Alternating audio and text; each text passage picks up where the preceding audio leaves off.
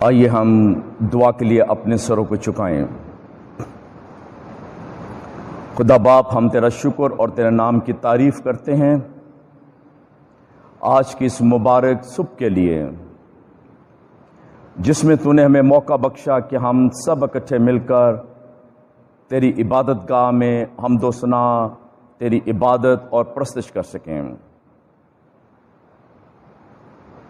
ہم تجھ سے منت کرتے ہیں کہ آج اس خاص موقع پر، جب پینتیکوست یعنی عید پینتیکوست کے بارے میں ہم غور و خوض کرنا چاہتے ہیں، خداوند تو ہماری بڑی مدد اور رہنمائی کر، تاکہ تیرے مقدس کلام کو بہتر طور پر جاننے کے لیے اپنے آپ کو تیار کریں۔ خداوند تو اپنے روح القدس کے وسیلے سے ہمارے ذہنوں کو روشن کر، تاکہ تیرا مقدس کلام جسے ہم پڑھتے ہیں اور سمجھنے کی کوشش کرتے ہیں، اس کے الہی بھید ہم پر آشکارا ہو سکیں۔ خداوند آج صبح حاضر جماعت کو اور مجھے اپنے کلام کے وسیلے سے بہت برکت بخش دے۔ یہ مانگتے ہیں تیرے بیٹے اپنے خداوند یسوع مسیح کے نام میں، آمین۔ آج کے موقع کی مناسبت سے کلام مقدس کا ایک خاص حصہ آپ کے سامنے پڑھا گیا ہے۔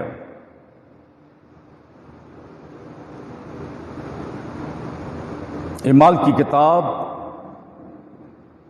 دوسرا باب اور پہلی 4 آیات۔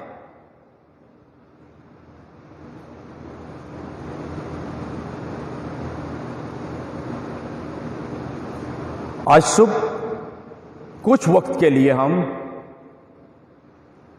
اس حصے کو سامنے رکھتے ہوئے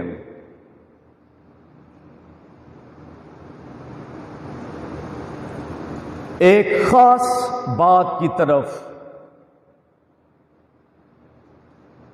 توجہ لگائیں گے۔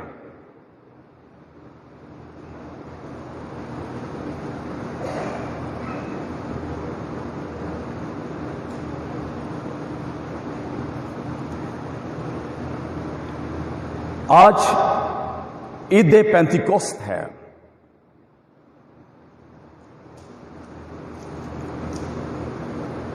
اور اس باب کا آغاز انہی الفاظ سے ہوتا ہے: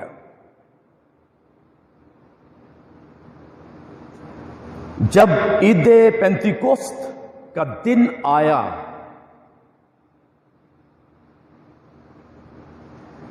تو وہ سب ایک جگہ جمع تھے۔ یہ جو دوسرا باب ہے، ایک کافی لمبا باب ہے، تقریباً نہیں بلکہ 47 آیتیں ہیں اس میں،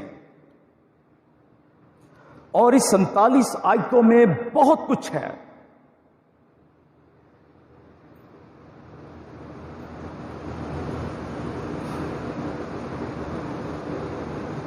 ان 47 آیتوں کے لیے آپ پورا سال، پھر سال، جتنا بھی چاہیں توجہ دے سکتے ہیں۔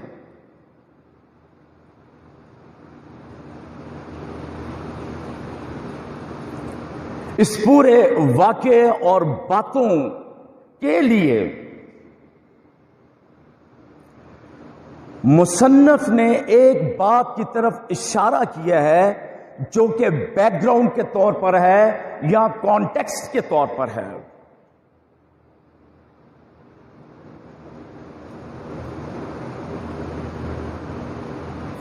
مصنف نے یہ نہیں بتایا کہ روح القدس نازل ہو گیا اور پھر کیا ہوا۔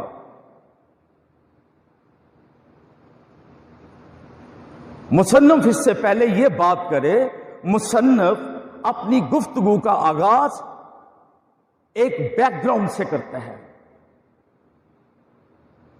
اور وہ ہے عید پینتیکوست، جسے میں اور آپ اور آج پوری دنیا کے مسیحی سیلیبریٹ کر رہے ہیں۔ میں رات کو بیٹھا اپنے کمرے میں کام کر رہا تھا، مجھے ایک ٹیکسٹ آیا، ہیپی پینٹیکوسٹ ڈے۔ گھڑی دیکھی تو رات کے 12 بج چکے تھے۔ میں نے کہا دن چینج ہوا، میسیجز آنے شروع ہو گئے، کچھ رات کو آئے، کچھ صبح آئے۔ کوئی غلط بات نہیں ہے۔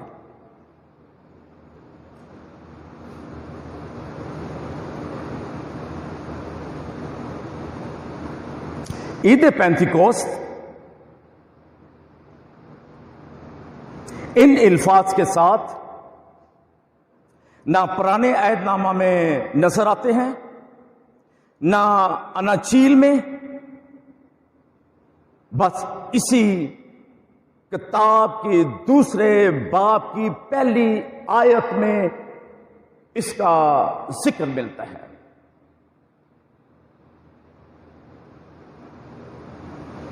عید پینتیکوست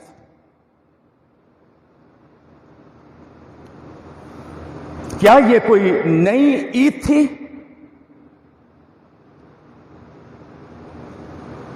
یا یہ کوئی نئی اصطلاح ہے؟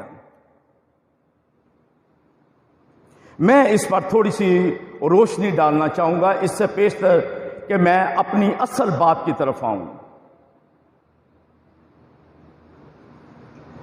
کیونکہ وہ بات جسے مصنف اہمیت دیتا ہے اور آغاز کرتا ہے اسے جاننا ضروری ہوتا ہے۔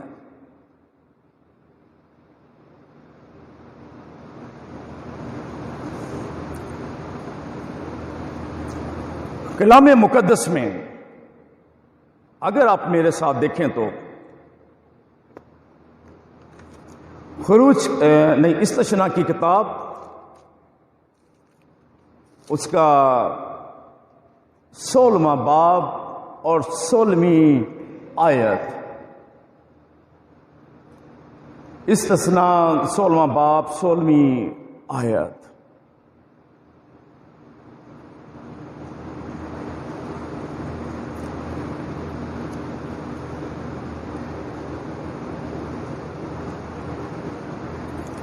اور سال میں 3 بار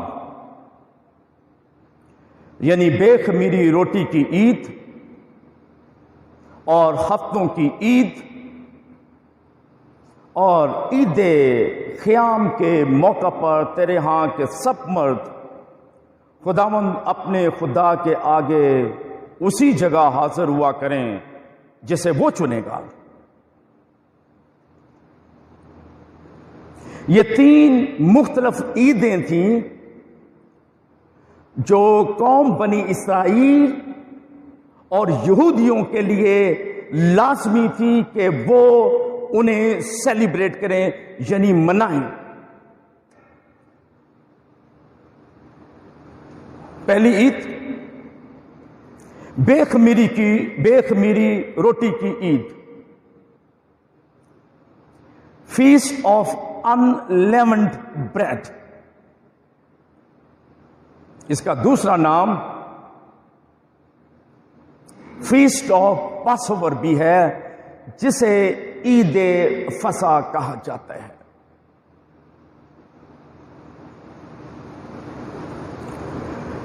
دوسری عید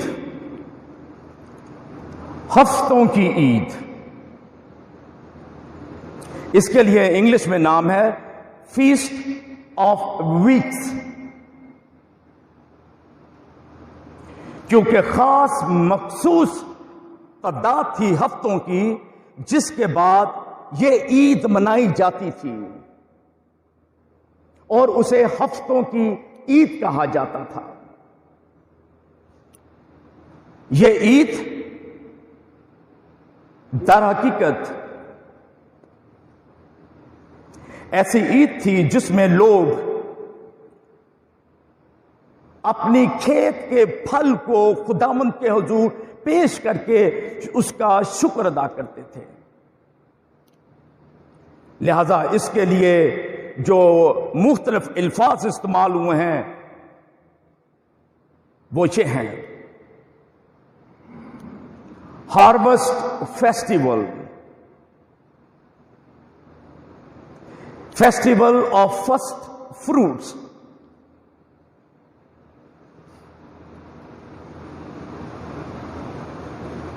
یہ عید فصح کے بعد 50 دن کے بعد آتی تھی، اور جو ہفتوں کی تعداد ہے وہ 7 ہفتے ہیں، اور جب آپ 7 کو 7 سے ضرب دیں گے تو کیا فگر نکلے گا؟ ذرا میں حساب لگاؤں آپ کا۔ 7 into 7 49۔ جب 49 ڈیز کمپلیٹ ہو جاتے تھے، 7 ہفتے کمپلیٹ ہو جاتے تھے، تو پھر 50ویں دن اس عید کو منایا جاتا تھا، جسے ہفتوں کی عید کہا جاتا ہے۔ دوسرے الفاظ میں، نیو ٹیسٹامنٹ کے کانٹیکسٹ میں، ایسٹر سنڈے سے 50ویں دن یہ عید منائی جاتی تھی، ہفتوں کی عید، فیسٹ آف ویکس، 50ویں دن۔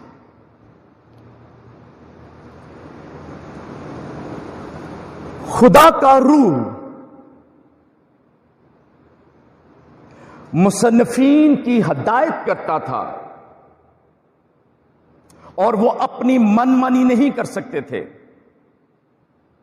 پڑھنے والے بھی یہودی تھے، پھر بھی ہفتوں کی عید کہہ کر نہیں پکارا گیا۔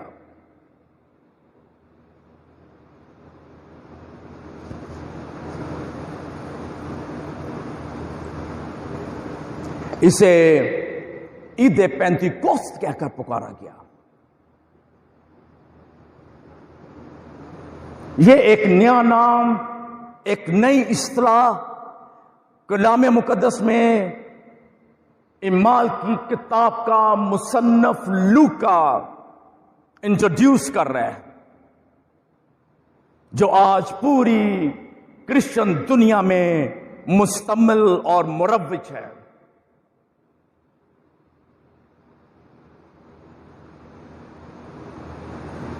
شاید وہ اسے ہفتوں کی عید ہی کہتا، لیکن روح نے اسے اجازت نہیں دی کہ وہ پرانا لفظ استعمال کرے۔ اب ہوا کیا ہے کہ نام بدلنے سے اس عید کی جو ماہیت تھی، ایسنس تھا، امپورٹنس تھی، افادیت تھی، وہ سب بدل گئی۔ اور جب وہ بدل گئی تو اس نے پھر ہفتوں کی عید نہیں کہا، بلکہ عید پینتیکوست کہا۔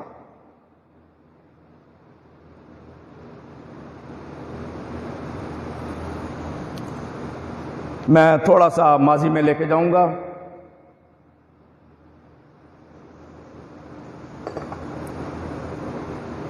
روزوں کے ایام میں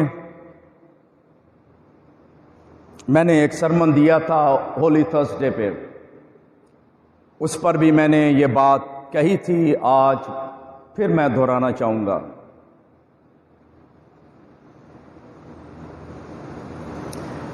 فصح جو منائی جاتی تھی، عید فصح، اور پھر وہ فصح جو یسوع کے لیے آخری فصح تھی،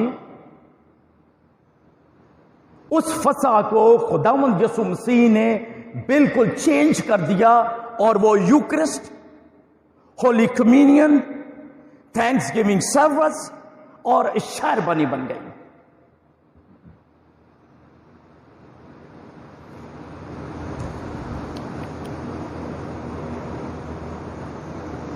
یہودی آج بھی ہفتوں کی عید مناتے ہیں، کیونکہ وہ ابھی تک پرانے عہد نامہ میں زندگی بسر کر رہے ہیں۔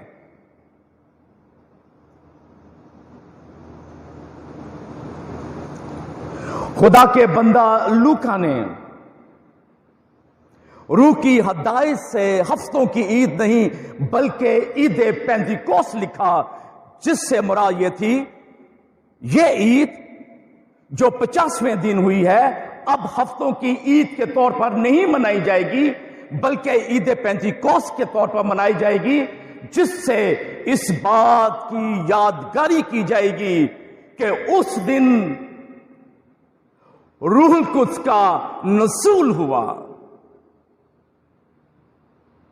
اور اگر اس دن روح القدس کا نزول نہ ہوتا تو مصنف مجبور ہوتا ہفتوں کی عید لکھنے کے لیے،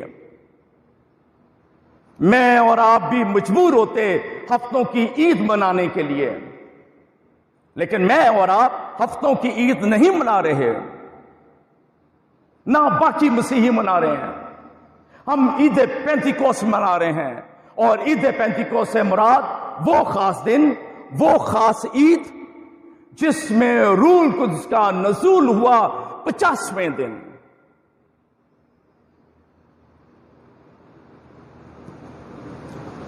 لفظ پینتیکوست در حقیقت نہ عبرانی کا لفظ ہے نہ کسی اور زبان کا، یہ یونانی کا لفظ ہے جسے انگلش میں اور اردو میں استعمال کیا گیا ہے، جس کے کوئی اور معنی نہیں سوائے اس کے کہ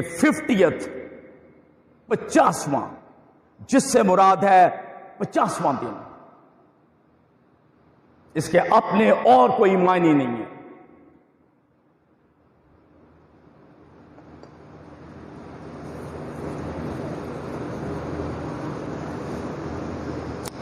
آج آپ کے سامنے 4 آیات پڑھی گئیں۔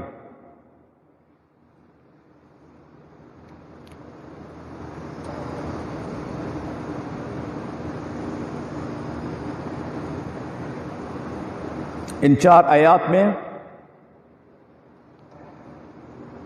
روح القدس کا نزول اور اس کے بعد شاگردوں کو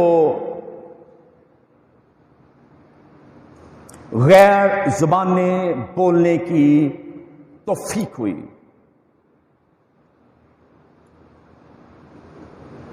اس کے بعد اگلا حصہ پڑھتے ہیں،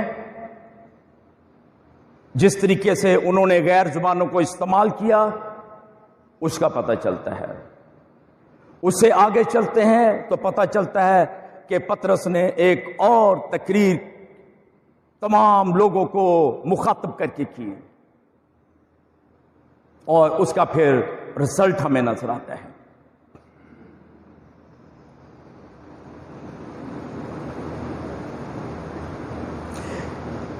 عید فصح ہو یا ہفتوں کی عید یا پھر عید خیام، یہ یہودی مرد کے لیے لازمی تھی کہ جہاں کہیں وہ ہیں اگر آ سکتے ہیں تو یروشلم آ کر ہیکل میں ان عیدوں کو منائیں۔ انجیلوں کا مطالعہ کرتے ہیں تو پتہ چلتا ہے کہ عید فصح پر بھی بے شمار لوگ گرد و نواح سے وہاں پر اکٹھے ہوئے تھے یروشلم میں۔ اس عید پر بھی بے شمار لوگ جن کا ذکر آپ اگلی آیات میں پڑھ سکتے ہیں، فلاں فلاں فلاں فلاں فلاں فلاں جگہ کا نام لکھا ہے۔ کیوں آئے تھے؟ خدا کا حکم مانتے ہوئے، اپنے دستور پر قائم رہتے ہوئے، دوسروں کے ساتھ مل کر ہیکل میں حاضر ہو کر ہفتوں کی عید منانے آئے تھے، وہ عید پینتیکوست منانے نہیں آئے تھے۔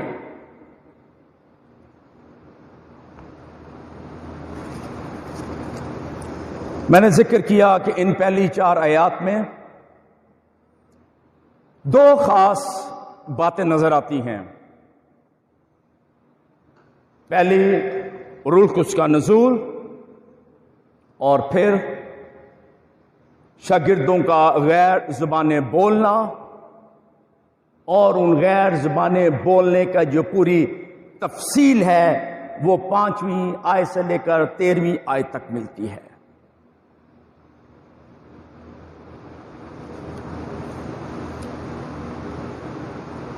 ہم اس سنڈے کے بعد 50ویں دن چاہیں یا نہ چاہیں ہمارے لٹرجیکل کیلنڈر کے مطابق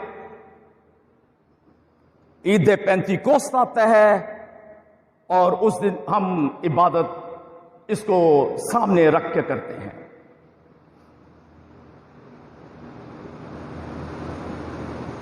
آج میرا خیال ہم نے 3 گیت گائے ہیں روح کے بارے میں، کیوں وارث؟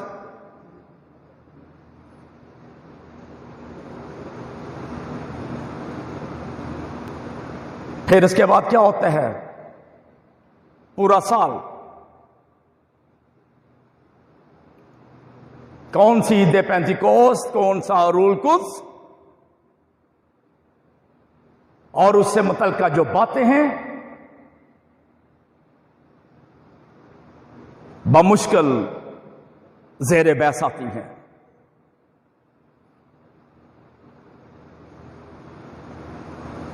میں جب اپنی کلیسیوں میں نظر ڈالتا ہوں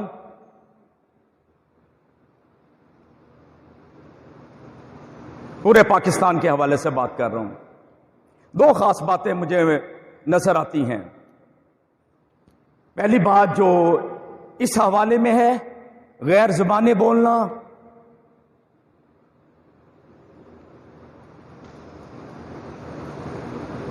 کلیسیوں میں اس کی بڑی اہمیت ہے۔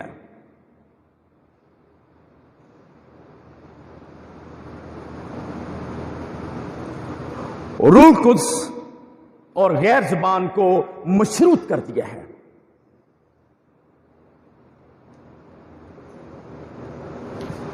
اس کے بغیر ہم روح القدس کو دیکھتے بھی نہیں ہیں۔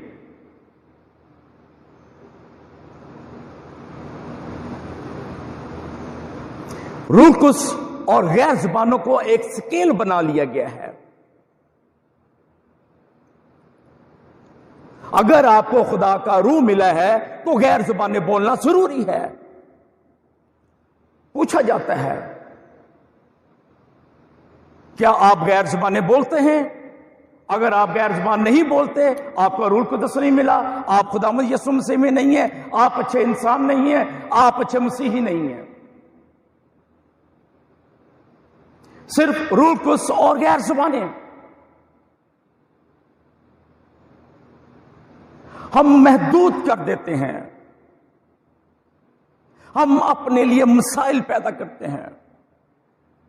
یہاں ضرورت تھی 15 مختلف جگہ کے لوگوں کو خدا کا کلام سنایا جانا تھا۔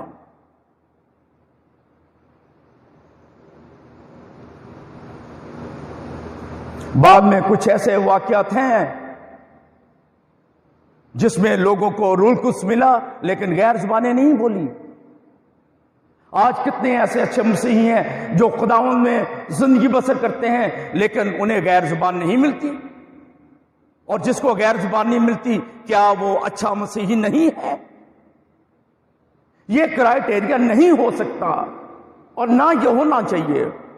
ہاں، اگر خداوند چاہے، اس کی ضرورت ہو تو روح القدس غیر زبانیں بولنے کی توفیق بخشتا ہے، جس کا ذکر پالوس رسول بھی کرتا ہے۔ لیکن وہ لوگ جو کہ غیر زبانیں بولنے پر فخر کرتے تھے، تکبر کرتے تھے، تو رائے امتیاز بناتے تھے، پالوس رسول نے ان کی سرزنش بھی کی،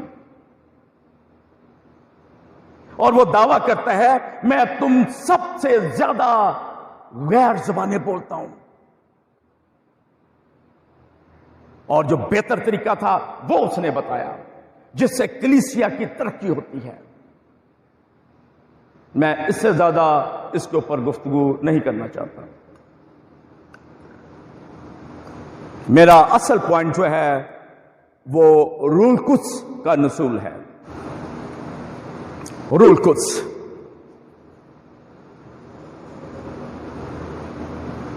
ہم نے محدود کر کے رکھ دیا ہے.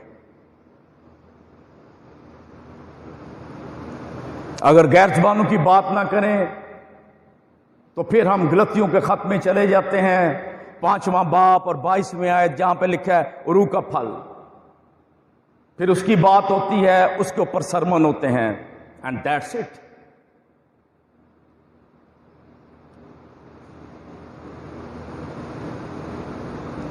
میں فوکس کروں گا روح القدس پر.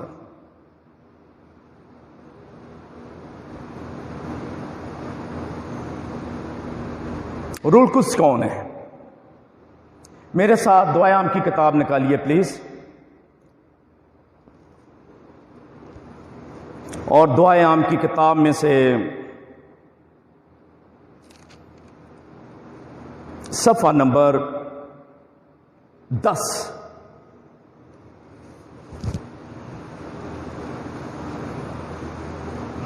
نکال لیا جی؟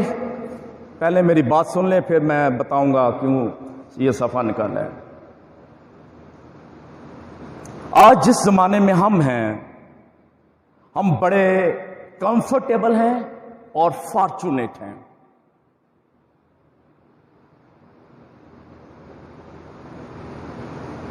اس لیے کہ ہمارے پاس پورا کلام مقدس ہے، پورا نیو ٹیسٹمنٹ ہے، اور وہ بھی ہماری اپنی زبان میں. آج 2000 سال سے زیادہ کا عرصہ ہو گیا ہے خادموں کو محنت کرتے ہوئے، بتاتے ہوئے، وضاحت کرتے ہوئے، تاکہ آج کا مسیحی کسی مشکل میں گرفتار نہ ہو. لیکن ابتدائی کلیسیا کی یہ حالت نہیں تھی. ہم کمفرٹیبل ہیں اور فارچونیٹ ہیں. ہمارے پاس علم کا ذخیرہ ہے اور کلام مقدس ہماری اپنی زبان میں ہے.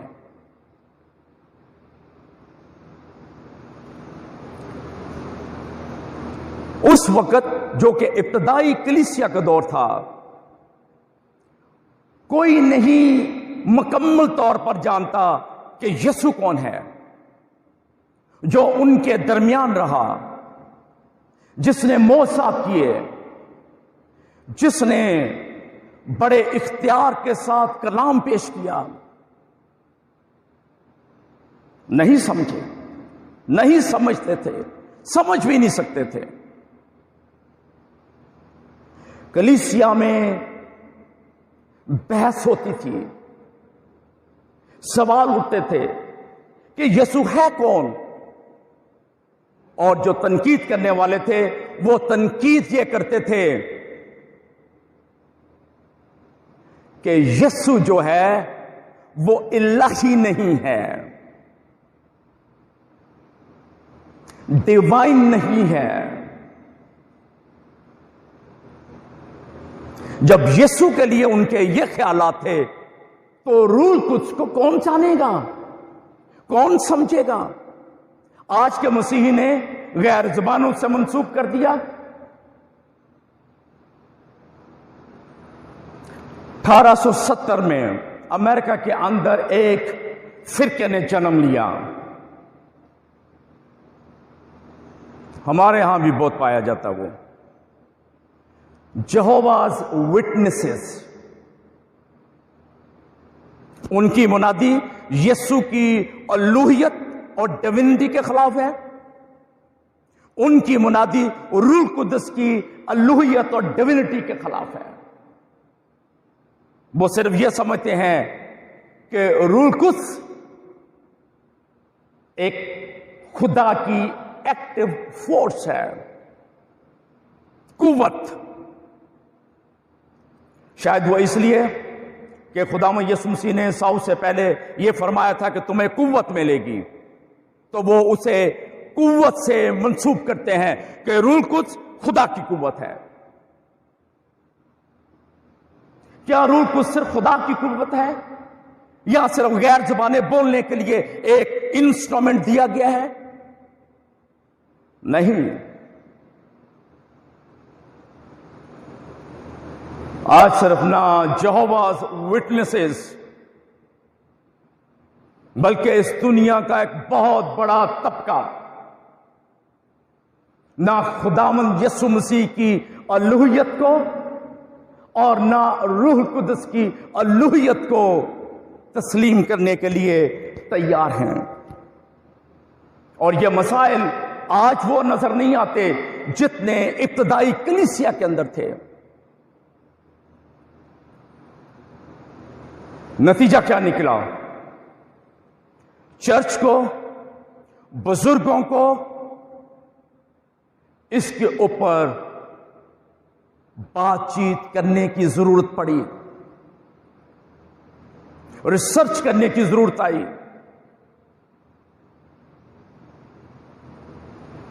اور طویل عرصے تک ان چیزوں کے اوپر کام ہوتا رہا. اور پھر ایک کونسل میں جو 325 میں منعقد ہوئی، اس کونسل کے نتیجے میں مسیحیوں کے ایمان کا بیان کیا گیا کہ مسیحیوں کا ایمان در حقیقت ہے کیا. اور یہ وہ ایمان ہے. پہلے اور تیسرے اتوار کو پڑھ چھوڑتے ہیں. آج میں آپ کے ساتھ پڑھنا چاہتا ہوں صفحہ نمبر 10. اسے نائسین کریڈ کہہ کر پکارا جاتا ہے، جو کہ نکایا کی کونسل کے اندر بے شمار بزرگوں نے، اسکالرز نے مسیحی ایمان کا نچوڑ نکال کر پیش کیا. سنیے، جماعت جان لکھا ہوا ہے: ہم ایمان رکھتے ہیں ایک خدا قادر مطلق باپ پر، جو آسمان و زمین اور سب دیکھی اور اندیکھی چیزوں کا خالق ہے. پہلا سینٹنس، پہلا بیان. اور میرا نہیں خیال کہ کسی کو بھی اس سے اعتراض ہو، چاہے وہ یہودی ہوں، چاہے وہ مرمنز ہوں، چاہے وہ یہوواز وٹنسز ہوں، چاہے وہ مسلمان ہوں. اس سے کوئی اعتراض نہیں کرے گا. اور پرانے عہد نامہ کے مطابق لکھا ہوا ہے. بھائی اگر یہ مستند اور حقیقی ایمان ہے تو اس کے بعد گفتگو کیوں جاری رکھی؟ کیا ضرورت پیش آئی؟ ضرورت اس لیے پیش آئی کہ لوگ نہ خداوند یسوع مسیح کو جانتے تھے، نہ روح القدس کے بارے میں سمجھ رکھتے تھے. کلیسیا بڑھ چکی تھی، کلیسیا کنفیوز تھی، کلیسیا ایمان میں کمزور ہو چکی تھی. ان کی رہنمائی کے لیے اس نائسین کریڈ کو تشکیل دیا گیا. اس کے 3 حصے ہیں، وضاحت میں نہیں جاؤں گا، پہلی بات کروں گا. پھر سے دیکھیں، ہم ایمان رکھتے ہیں ایک خدا قادر مطلق باپ پر، جو آسمان و زمین اور سب دیکھی اور اندیکھی چیزوں کا خالق ہے. بھائی بات ختم ہوگی، آگے بات کیوں شروع کر رہے ہو؟ اور غور کیجئے، اگلا سینٹنس لفظ اور کے ساتھ استعمال ہو رہا ہے، جس سے مراد یہ ہے کہ پہلا حصہ اور اگلا حصہ ایک کنیکشن رکھتا ہے، ایک کنٹینیوٹی ہے. پہلا حصہ اپنی ذات میں مکمل، جامع، کمپریہنسو نہیں ہے، تشریح طلب ہے، وضاحت طلب ہے. اور ایک خداوند یسوع مسیح پر، جو خدا کا اکلوتا بیٹا ہے. اور آگے اس کی پوری ڈیٹیل دی ہے، میں ڈیٹیل میں نہیں جاؤں گا، یہ بعد میں دیکھ لیجئے. ڈیٹیل میں یہ ہے کہ وہ الہی ہے، وہ ڈیوائن ہے، وہ خدا کا بیٹا ہے. آگے چلیں جی.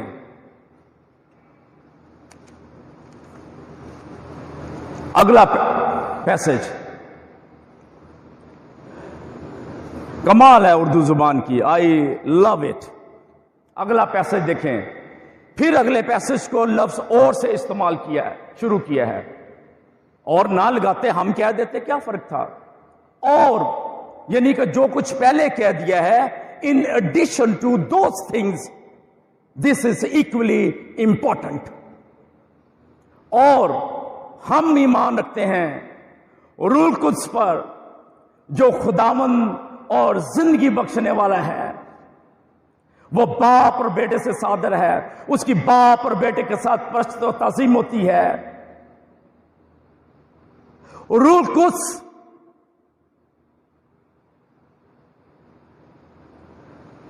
خداوند اور زندگی بخشنے والا ہے، الہی ہے۔ دوسرے لفظوں میں اس نائسین کریڈ کی روشنی میں ایک اور لفظ ہمارے سامنے آتا ہے جسے ہم ٹرینٹی کہتے ہیں، تثلیث، جس سے دنیا کو لرزش ہے، نفرت ہے، سمجھنا نہیں چاہتے۔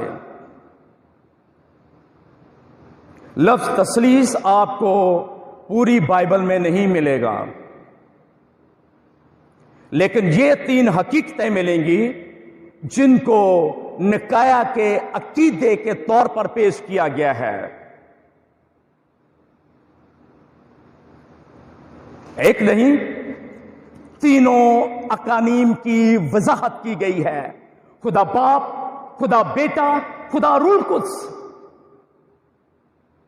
عید پینتیکوس کے روز روح القدس ایک قوت بن کر یا زبانیں دینے والا نہیں اترا تھا،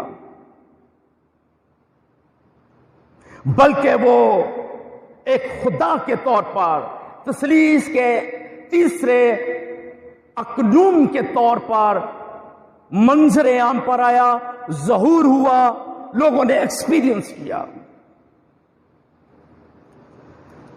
میں آپ کے سامنے ایک حوالہ رکھنا چاہتا ہوں، حوالہ نہیں، ایک پیسج۔ آج صبح جب میں میڈیٹیٹ کر رہا تھا آنے سے پہلے، تو وہ میرے ذہن میں آیا۔ یہ تقریباً 50 سال پہلے کا واقعہ ہے۔ میں بہت چھوٹا تھا اور ہم لاہور میں ایک ایسے علاقے میں رہتے تھے جو کہ مسلمانوں کا علاقہ تھا۔ جس سکول میں پڑھتے تھے وہ مسلمانوں کا سکول تھا۔ طے یہ پایا کہ بچے بھی اسلامیات پڑھیں گے، پڑھتے تھے بھائی۔ شام کو اپنے مالک مکان کے گھر پہ جانا، دوسرے بچوں کے ساتھ بیٹھ کر اسلامیات کے جو پارے ہوتے تھے، سپارے ہوتے تھے، ان کو پڑھتے تھے، رٹا لگاتے تھے، پھر بھول جاتے تھے، پھر سیکھتے تھے، پھر بھول جاتے تھے۔ یہ میرا کانٹیکسٹ تھا بچپن کا۔ میرا ایک دوست میرے گھر آیا، مجھے پوری گفتگو یاد نہیں ہے، تھوڑی سی یاد ہے۔ اس نے کہا کہ میں آپ لوگوں کی کتاب دیکھنا چاہتا ہوں۔ تو اتنی ہوش تھی کہ ڈیڈی کے ٹیبل کے اوپر بائبل پڑی ہوتی تھی، تو میں نے اسے وہ دکھائی، اور جب دکھائی تو میں اس لائق تھا، 6ٹھی کلاس میں تھا، 5ویں یا 6ٹھی میں، تو میں نے خود ہی ایک حصہ پڑھ کر اسے سنا دیا۔ نہ مجھے سمجھ آئی نہ اسے سمجھ آئی۔ آج سمجھ آئی۔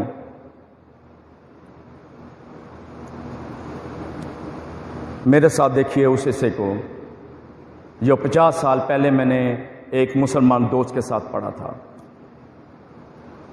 پیدائش کی کتاب پہلا باب اور اس کی پہلی 5 آیتیں، پہلی 5 آیتیں جو ہیں پڑھ دیں۔ پیدائش پہلا باب اس کی پہلی 5 آیت۔ خدا نے ابتدا میں زمین و آسمان کو پیدا کیا، اور زمین ویران اور سنسان تھی، اور گہراؤں کے اوپر اندھیرا تھا، اور خدا کی روح پانی کی سطح پر جنبش کرتی تھی، اور خدا نے کہا کہ روشنی ہو جا، اور روشنی ہو گئی۔ اور خدا نے دیکھا کہ روشنی اچھی ہے، اور خدا نے روشنی کو تاریکی سے جدا کیا، اور خدا نے روشنی کو تو دن کہا اور تاریکی کو رات، اور شام ہوئی اور صبح ہوئی، سو پہلا دن ہوا۔ آمین۔ شکریہ۔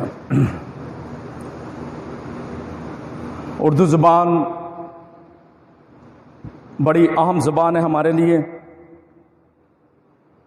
کیونکہ ہمارا کلام مقدس اس میں ہے۔ جب سے آنکھ کھولی اسی کو پڑھتے ہیں اور بڑی اچھی سمجھ آتی ہے، کیونکہ شروع سے سیکھا ہے ہم نے اس کو۔ بے شک ہماری کچھ لوگوں کی ہوگی، کم از کم میری اور میرے جیسے بے شمار لوگوں کی یہ مادری زبان نہیں ہے جسے مدر ٹنگ کہتے ہیں، لیکن شروع سے سیکھ رہے ہیں، اس لیے بہت مانوس ہیں اس سے۔ اس کی جو خوبصورتی ہے، اہمیت کے طرف میں بعد میں جاؤں گا، خوبصورتی جو مجھے نہ انگلش کی بائبل میں نظر آئی اور نہ کسی اور میں۔ دیکھیے ذرا غور سے اپنی بائبلز کے اوپر، پہلا لفظ کلام مقدس، خدا کا کلام، پہلا لفظ خدا لکھا ہوا ہے۔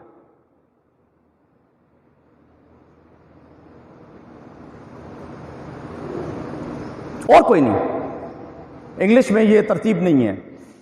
ہم خوش قسمت ہیں کہ ہماری اردو زبان میں جو پہلا لفظ لکھا گیا ہے وہ خدا کا ہے۔ میرے لیے یہ بڑا اہم ہے۔ ہمارے کلام کا آغاز کسی اور لفظ سے نہیں ہوا، لفظ خدا سے ہوا ہے۔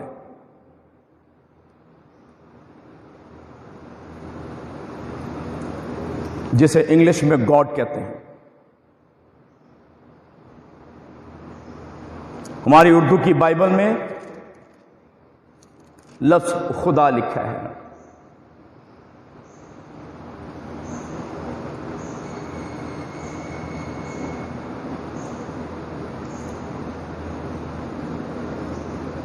عبرانی زبان میں اس کے لیے جو لفظ لکھا گیا ہے وہ ایلوہیم ہے۔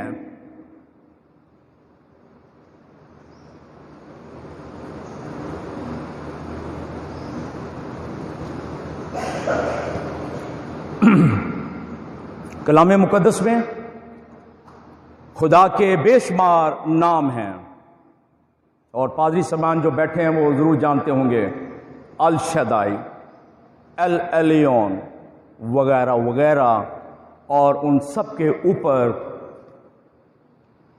یہوہ، جو کہ تقریباً 6,500 دفعہ سے زیادہ کلام مقدس میں استعمال ہوا ہے، یہوہ۔ اور یہ وہ نام ہے جو خدا نے اپنے آپ کو متعارف کرانے کے لیے استعمال کیا تھا۔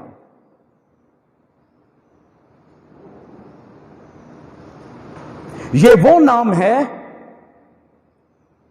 جسے ہم استعمال کرتے ہیں۔ ہمارا شاید ہی کوئی ایسا گیت ہو جس میں لفظ ایلوہیم لکھا گیا ہو۔ یہوہ کا لفظ کثرت سے استعمال ہوتا ہے کیونکہ اس کی ایک اپنی اہمیت ہے۔ خدا نے اپنے آپ کو متعارف کرانے کے لیے وہ نام بتایا جو یہوہ ہے، جو خدا کا پرسنل نیم اور پراپر ناؤن ہے۔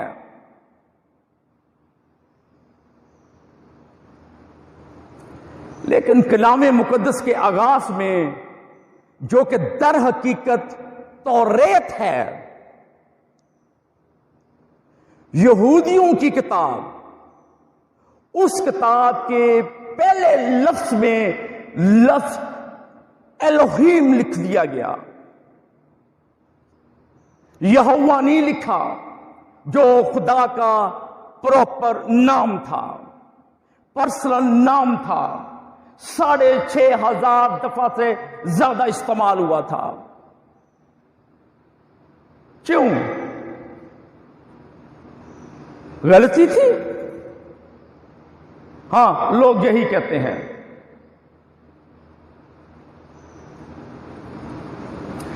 توریت کے بارے میں یہ کہا جاتا ہے کہ اس کا مصنف موسیٰ تھا، اور پوری بائبل کے بارے میں یہ ایک مستند حقیقت ہے، اور ہمارا یقین اور ایمان ہے کہ لکھوانے والا روح القدس تھا۔ اور اگر یہ خدا کا کلام ہے اور لکھانے والا روح القدس ہے تو غلطی کیسے ہو سکتی ہے؟ اگر یہوہ لکھنا مقصود تھا تو پھر یہاں پر بھی یہوہ ہی ہونا چاہیے تھا، یہاں پر الوہیم کیوں لکھا گیا؟ اس کی وجہ ہے الوہیم اس ذات کے لیے،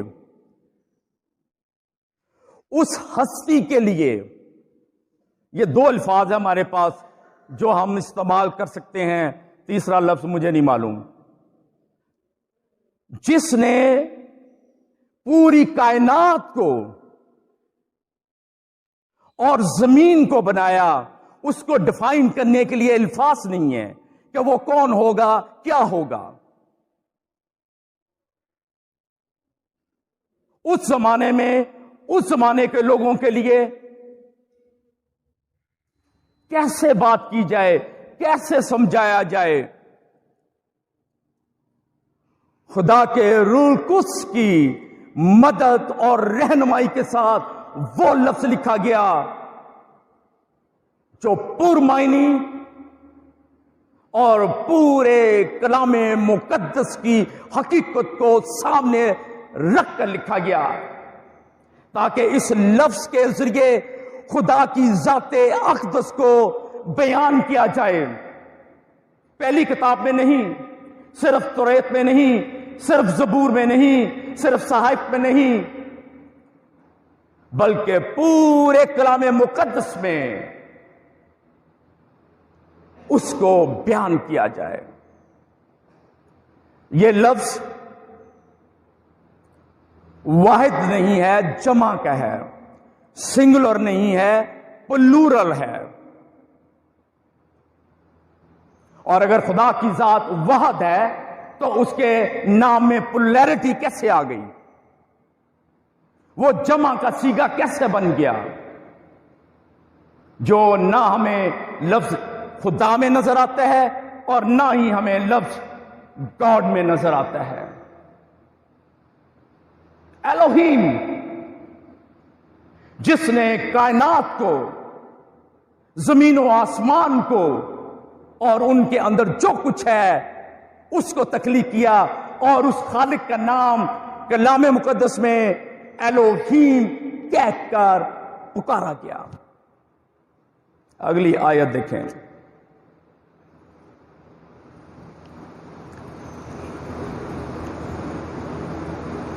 آیت نمبر 26۔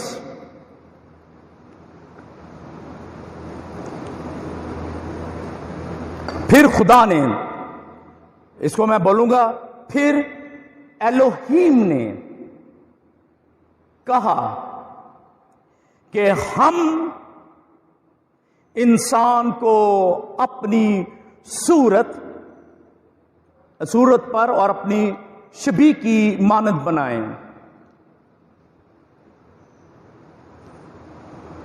یہاں پر ہم کا صیغہ کیوں استعمال ہوا ہے؟ اور اس کے بعد تیسرے باب کی 22ویں آیت میں بھی یہی صیغہ استعمال ہوا ہے۔ جو تثلیث کے، خداوند یسوع مسیح کے اور روح القدس کے مخالفین ہیں، وہ یہ کہتے ہیں کہ یہ سیگا اس لیے استعمال ہوا ہے کیونکہ یہ میجسٹک پلورل ہے جو کوئینز اور کنگ استعمال کرتے ہیں۔ میرے بھائی، یہاں کائنات کے خالق کی بات ہو رہی ہے، کسی کنگ کی، کسی کوئین کی بات نہیں جو خود اپنے آپ سے مخاطب ہوئے اور میں کہنے کی بجائے ہم کا لفظ استعمال کریں۔ الوہیم نے کہا ہم یہ کام کریں، ہم یہ کام کریں۔ کچھ لوگ کہتے ہیں کہ الوہیم فرشتوں سے مخاطب تھا، بالکل غلط ہے۔ جب پورے کلام مقدس کو پڑھتے ہیں اور آج جس نچوڑ پہ ہم پہنچے ہیں اور جو کہ نکایا کا عقیدہ ہے وہ یہ بتاتا ہے کہ اس الوہیم میں خدا باپ میں خدا بیٹا اور خدا روح القدس شامل ہے۔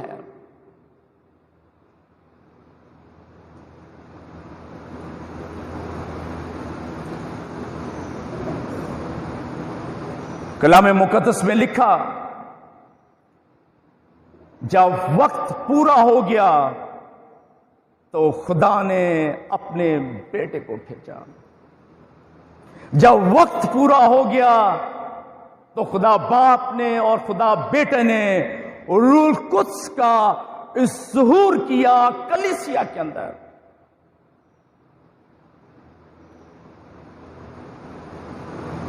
جو ہمارے ایمان کا حصہ ہے۔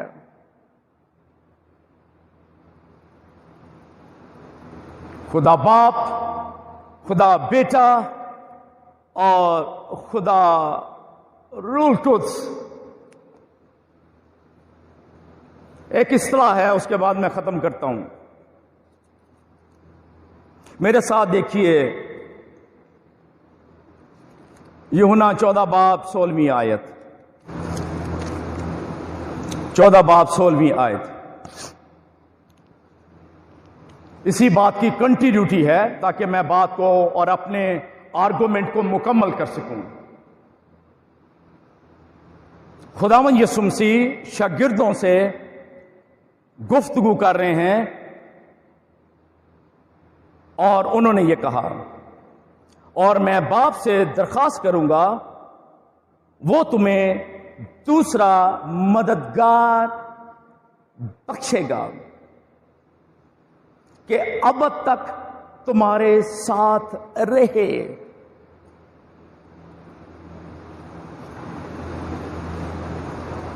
یہ روح القدس کے بارے میں ہے کہ وہ آئے گا اور اب تک ہمارے ساتھ رہے گا۔ دوسرا کیوں؟ کیا پہلے بھی کوئی تھا؟ اگر یسوع کہہ رہا ہے کہ مددگار جو آنے والا ہے وہ دوسرا ہے تو اس کا مطلب ہے کہ اس سے پہلے بھی کوئی تھا، اور اگر وہ پہلے تھا تو وہ کون تھا؟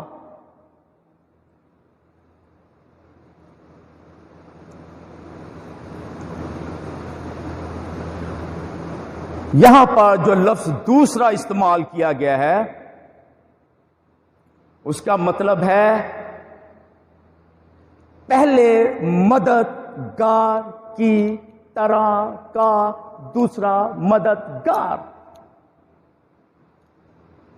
انگلش میں اس کے لیے لفظ ہے بسائڈز جیسس، جس سے یہ مراد ہے کہ یسوع پہلا مددگار تھا اور اب یسوع دوسرے مددگار کی بات کر رہا ہے جس کی آگے تشریح کی گئی ہے کہ وہ روح حق ہوگا، روح القدس ہوگا، جو عید پینتیکوست کے روز نازل ہوا۔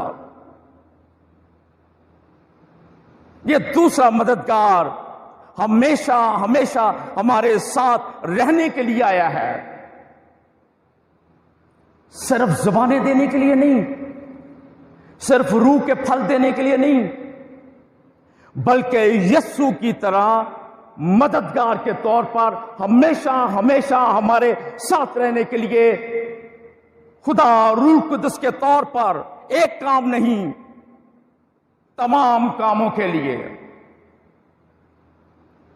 پہلا مددگار دیکھیں، یوحنا کا پہلا خط، اس کا دوسرا باب اور اس کی پہلی آیت سن لیجئے۔ اگر کوئی گناہ کرے تو باپ کے پاس ہمارا ایک مددگار موجود ہے، اور یہ اشارہ روح القدس کی طرف نہیں ہے، یسوع کے لیے لکھا گیا ہے مددگار۔ آگے تشریح کی گئی ہے، یعنی جس سے مراد یہ ہے یسوع مسیح راست باز۔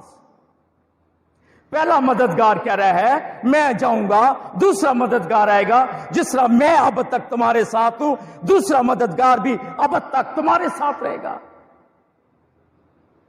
بات ختم۔ اور کیا چاہتے ہیں ہم؟ صرف زبانیں؟ ایک اور حوالہ دیکھیں میرے ساتھ، جو پرانا ورژن اس میں صفحہ نمبر 855، اوسیہ نبی کا صحیفہ، اس کا تیسرا باب اور اس کی 9ویں آیت، 9ویں جسے کہتے ہیں، ورس نمبر 9۔ چلیں سن لیجئے۔ آئے اسرائیل، یہی تیری ہلاکت ہے کہ تو میرا، یہ خدا اپنے بارے میں بات کر رہا ہے کہ تو میرا، اب پھر تشریح کی گئی کہ میں کون ہوں، یعنی اپنے مددگار کا مخالف بنا۔ خدا باپ مددگار کے طور پر اپنے آپ کو پیش کر رہا ہے، یسوع مسیح اپنے آپ کو مددگار کے طور پہ پیش کر رہا ہے، اور روح القدس کو مددگار کے طور پہ پیش کیا گیا ہے، اور یہ ٹرینٹی ہے، خدا باپ، خدا بیٹا، خدا روح القدس، جس کا اقرار اور اظہار ہم ہر 2 اتواروں میں نکایا کے عقیدے کے مطابق کرتے ہیں، اور سیلیبریٹ اور پریچنگ صرف عید پینتیکوس کے دن، یعنی سال میں ایک دفعہ۔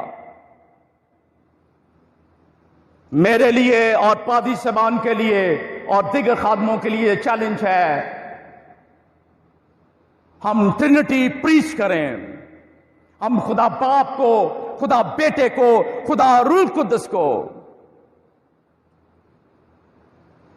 اور اگر ہم ایسا نہیں کرتے، ہم کلام مقدس کے مطابق اپنی زندگیوں کو بسر نہیں کرتے، ہم نکایا کے عقیدے سے انصاف نہیں کرتے۔